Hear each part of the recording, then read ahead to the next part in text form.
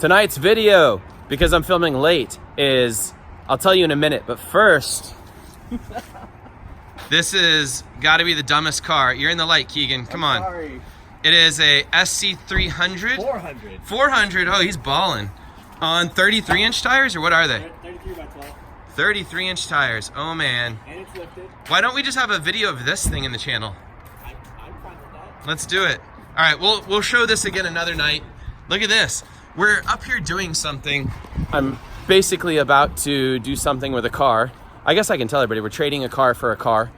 And look at this. Look at that. Monster Supra. It has like 345s in the back. And it's just sitting out here blocking other Supras and stuff. All this crazy stuff. And we're gonna go eat dinner. And then we're gonna, oh hey look, my Mustang. Your Mustang. Flipped over. And we're gonna go conclude dinner in just a minute. Yes. And then come back and finish this deal. Welcome to How the Magic Happens. All right, and another episode of Dumb Things Aaron Does. But at this point, I feel like we just call them Things Aaron Does. I have the S14 here at, what do we call this shop now? Keegan? Drift Whips HQ. We have drift cars everywhere. We have this thing. We have the S14. And the S14 is now being traded. I literally didn't take it to one drift event. I didn't do anything with it. All I did was start it up and make sure it ran, and then I traded it for something. Now, the reason I traded it is simply because I host drift events, and I don't have time to deal with the whole race car. And this is a complete race car. I don't have time to mess with anything at events. I really don't even have time to change tires. So I traded it, plus some cash and some other stuff, for this. A 1JZ super plain, Keegan's butt crack. And yeah, he probably doesn't want to see that. S13. So this is something I can, oh, it doesn't look too cool like this. One sec, let me put the hood down.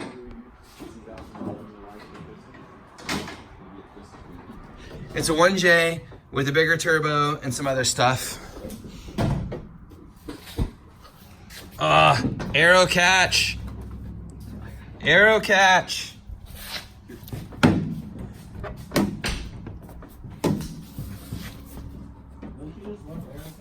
Yeah, aero catch. All right. So it's a little Silvia drift car. I think it looks cool because it doesn't have a big body kit. I really like how simple cars are without big body kits and stuff. And this is urethane bumper, so I can hit stuff. And then it is caged, so I can tandem at events and everything. Keegan is currently... Hello. Hello.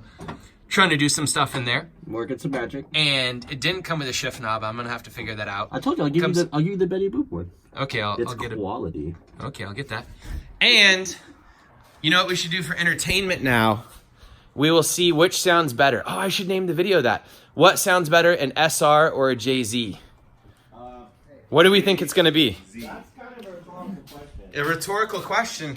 I'm going to say a lot of people are going to say SR. Well, a lot of people are dumb. Yeah, so let's see. Let's turn them both on.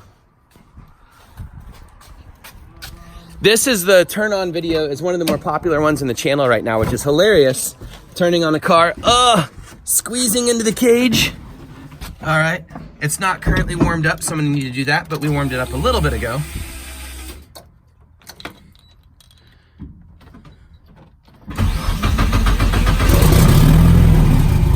And let's start this one up. I'm going to guess it is ignition, fuel, radiator fan, and start. And it runs. All right. So I bought this car, I traded for this car because I can go to events and JZs typically don't take any maintenance. Well, they take some, but my JZX in Japan has been so amazing. I'm hoping I can just drive this thing and just leave it alone and have the fun of having a turbo car, but not having the worry of having a race car like that takes E85 and all the other special parts. But it kind of sucks at the same time, although it's good because it's tire wear and stuff, but like that car makes 200 more horsepower than this car, and the front end of it's much lighter because it's an SR, and all of these reasons. So it'd be really cool to get to keep the SR But again, it's a super modified engine, but it has much nicer parts in that car as well. It has a Garrett GTX turbo, it has a coil radiator, Greddy intake manifold, really nice injectors, all that stuff. And this is little puppy boy right now. This car has much more simplistic parts, where it's a super old school Garrett turbo. It's a very like super old school setup where it's stock injector, stock ECU. It has a Supra AFC in there, but you know, it's not actually set up for anything. Stock intake manifold, but hopefully since we seal in all the Toyota parts, it should be super reliable. And then there's gonna be a lot of little cleanup parts I need to do. Like this is kind of gross. At the very least, I'll take it off and spray paint it all nicely. Same thing with that. I'm a little concerned with the intercooler actually touching the radiator because that could heat soak kind of badly. It has a Taurus fan. There's a lot of weird stuff like the fuel here. It has some fuel lines just like wrapped up in the engine bay going through there. Might need to change that a little bit, but I'm not too worried about it. Should be a nice car. Let's see what it sounds like. The best thing about JZs is typically the sound.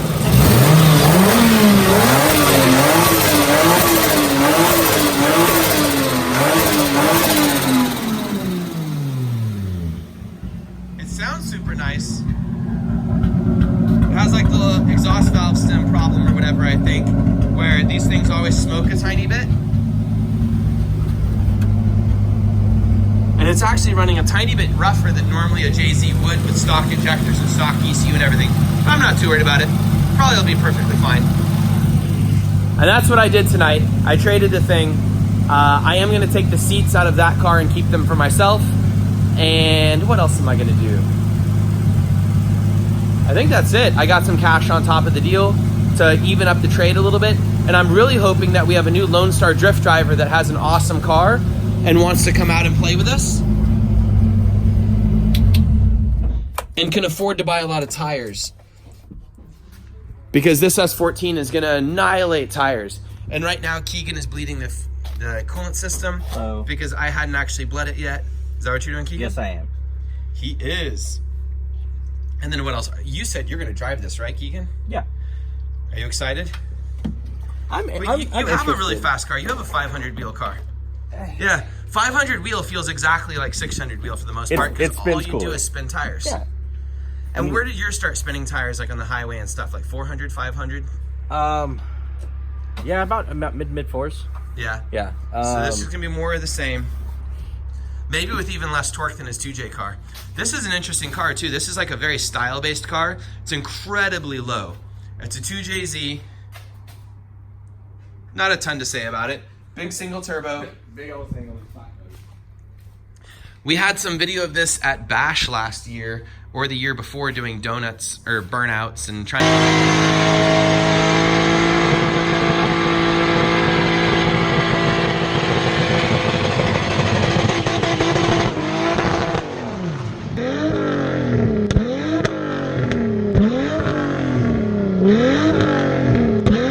drift on track, but it was so low that it almost wouldn't drift on track smoothly. It's more of a style-based car that does burnouts at like Cars and Coffee. And that is definitely true. It's definitely a financial mistake. But it's cool because you can have a car like this on a 2J that's actually not too crazy. You don't have to go all out like you do on an SR like this to have a crazy motor, because Toyota did a really good job building them. And this motor is fully built, solid valve train, big cams, rods, pistons, you know, everything through a race shop. And this thing is just a bone stock 2J that he just beats on. And hopefully the 1J is gonna be like that for this car. So we'll see. And that's that. I'm gonna go drive this around tomorrow, hopefully, and maybe make a little bit more video. Maybe actually drive it on the street, whereas I didn't drive this on the street. Ew, and we do have a vinyl guy. I wanna ask you a quick question. What's that? How much do you think this vinyl job would cost at a shop to have it done? To have it installed, finished, everything, turnkey? Full print and everything, that's probably at least like a $3,000 wrap. $3,000 wrap. Yeah. And how long do they last? Depends on how well you take care of it, where you live and stuff like that. Something like this here in Texas, you'll probably get like maybe 3 or 4 years out of it. Okay. If you're pretty good about keeping it inside for the most part and stuff. Yeah. But if you leave it outside all the time, you might only get like 2 years out of it. I was gonna say, I love the look of it. It makes the car really exciting and look like a race car. But man, that's expensive for me. But it was representing a shop. So when you look at a car like this, they want to represent a shop really well. And like that car does not represent a shop. It just looks like a car. This looks like suddenly like a real race car. And that's the point of owning a shop and like promoting a car and stuff. Keegan is just doing race car stuff to this thing now. Doing what I do best. It's what these kind of cars require.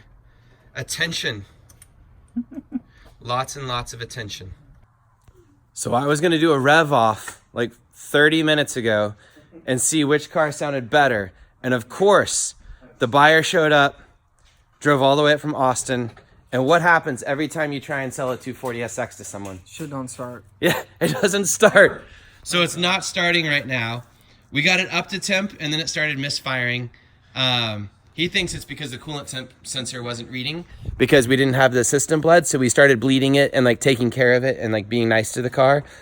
And then it stopped starting. Because it has an adapter kit on it, the starter we think is not pushing the little starty wheel up to the flywheel and then turning. It's like jamming or something. So Keegan is now trying to turn the motor over by hand to line up the starter. So anytime it sees crank rotation, it's gonna fire up the pumps. Oh, so that's what it's doing. Yeah. They're going off of crank angle sensor or cam angle. It just looks for rotation. Ah. So anyways, this car runs fine and turns on easily. And now my car's, well, my old car that I just traded is being a pain because it's too race car. And we're learning about it. If he just turns the crank right now, it fires the fuel pumps. Listen. Which is baller. So it's looking at a crank trigger signal, and as soon as it sees it moving and the system is primed, it starts running the engine, which is actually super, super cool. It would also be super, super cool if it started. And speaking of that, you want to try? Yeah. Let's see what. Come on, car. Nope. What? I'm hitting it. I'm hitting it. You're hitting the starter? Now we're not even... Wait. Did it click? Is this battery dead? What's the no? It's 12 volts. Oh, well, maybe the battery's too low at the moment because we cranked it too much or something stupid or the alternator wasn't charging. Yeah, Let's go put a jump box on it. Keegan is messing with the car, and while Keegan's messing with the car, bleeding it and charging it and stuff, well, I'm gonna walk in here real quick. We have BMX bikes, and we have a 240SX that looks super race car. Oh, it looks like style car mixed with race car. Yeah. What are those front fenders? T-Max.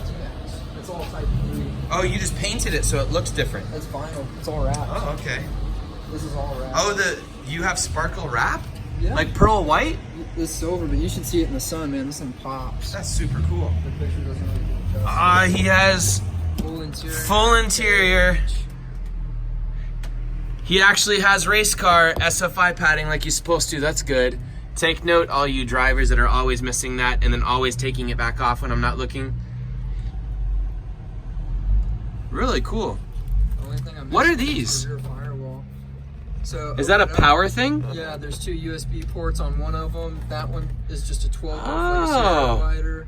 That's really cool. That way I can run my phone, so I have GPS speed and all that stuff. I don't have to worry about it dying or anything like that. How often do you drive it on the street? As often as it doesn't break. So it likes to tear itself apart. Right now I'm doing a head gasket. Yeah. So And this is a KAT? yeah. Here's the turbo setup. It's a new GTX 3071R. Here's the head. Yeah. Dynamics next door just refreshed all the machine work, and then they ported the exhaust side and everything for me. Oh, dang. How much power does it make? On the dyno last time it did 450 horsepower and then 520 foot-pounds of torque. It's crazy how much torque these things make. Yeah, and when it comes on to power at like 3,000 RPM, it's only making like 300 foot-pounds of torque, and then at 4,000 RPM it jumps up to 520.